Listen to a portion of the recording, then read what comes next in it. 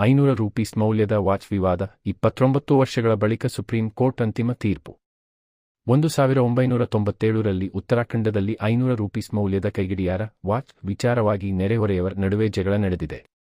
ಜಗಳದ ವೇಳೆ ಒಬ್ಬ ವ್ಯಕ್ತಿ ತಳ್ಳಾಟದಲ್ಲಿ ಒಣ ಕಾಲುವೆಗೆ ಬಿದ್ದು ಮೃತಪಟ್ಟರು. ಈ ಹಿನ್ನೆಲೆಯಲ್ಲಿ ಆರೋಪಿಗಳ ವಿರುದ್ಧ ಭಾರತೀಯ ದಂಡ ಸಂಹಿತೆ ಎಕ್ಟ್ ಕಲಂ 304 ಅಡಿಯಲ್ಲಿ ಪ್ರಕರಣ ದಾಖಲಾಗಿತ್ತು. ಪ್ರಕರಣವು ವಿಚಾರಣಾ ನ್ಯಾಯಾಲಯ, ಹೈಕೋರ್ಟ್ ಹಾಗೂ ನಂತರ ಸುಪ್ರೀಂ ಕೋರ್ಟ್ವರೆಗೆ ತಲುಪಿದ್ದು ಸುಮಾರು 29 ವರ್ಷಗಳ ಕಾಲ ನ್ಯಾಯಾಂಗದಲ್ಲಿ ಮುಂದುವರಿಯಿತು. ಈ ಅವಧಿಯಲ್ಲಿ ಇಬ್ಬರು ಆರೋಪಿಗಳು ಮೃತಪಟ್ಟಿದ್ದರು.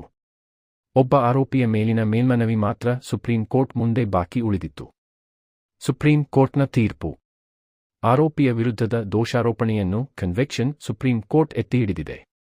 ಆದರೆ ಪ್ರಕರಣ ನಡೆದಿದ್ದು ಸುಮಾರು 29 ವರ್ಷಗಳ ಹಿಂದೆ. ಆರೋಪಿಯ ವಯಸ್ಸು 60 ವರ್ಷ ದಾಟಿರುವುದು ಹಾಗೂ ಈಗಾಗಲೇ ಶಿಕ್ಷೆಯ ಒಂದು ಭಾಗವನ್ನು ಅನುಭವಿಸಿರುವುದನ್ನು ಪರಿಗಣಿಸಿ ಈಗಾಗಲೇ ಅನುಭವಿಸಿರುವ ಶಿಕ್ಷೆಯನ್ನೇ ಪೀರಿಯಡ್ ಆಲ್ರೆಡಿ ಅಂಡರ್ಗಾನ್ ಅಂತಿಮ ಶಿಕ್ಷೆಯಾಗಿ ಪರಿಗಣಿಸಿದೆ. ಹೀಗಾಗಿ ಆರೋಪಿಗೆ ಮತ್ತೆ ಜೈಲು ಶಿಕ್ಷೆ ವಿಧಿಸದೆ ಪ್ರಕರಣಕ್ಕೆ ಅಂತಿಮ ತೆರೆ ಎಳೆದಿದೆ. ಈ ತೀರ್ಪಿನ ಮಹತ್ವ. ನ್ಯಾಯಾಲಯವು ದೋಷಾರೋಪಣೆಯನ್ನು ರದ್ದುಪಡಿಸಿಲ್ಲ.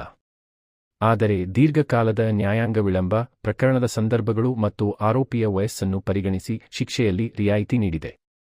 ಈ ತೀರ್ಪು ನ್ಯಾಯಾಂಗವು ಪ್ರತಿ ಪ್ರಕರಣದ ವಿಶೇಷ ಸಂದರ್ಭಗಳನ್ನು ಪರಿಗಣಿಸಿ ನ್ಯಾಯಸಮ್ಮತ ತೀರ್ಪು ನೀಡುವ ಉದಾಹರಣೆಯಾಗಿದೆ.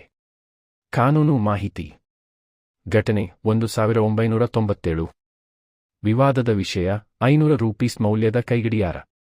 ಅನ್ವಯಿಸಿದ ಕಾನೂನು ಭಾರತೀಯ ದಂಡ ಸಂಹಿತೆ ಎಕ್ಟ್ ಕಲಂ 304. ಅಂತಿಮ ತೀರ್ಪು ಸುಪ್ರೀಂ ಕೋರ್ಟ್ ದೋಷಾರೋಪಣೆಯನ್ನು ಉಳಿಸಿ ಈಗಾಗಲೇ ಅನುಭವಿಸಿರುವ ಶಿಕ್ಷೆಯನ್ನೇ ಅಂತಿಮ ಶಿಕ್ಷೆಯಾಗಿ ಪರಿಗಣಿಸಿತು.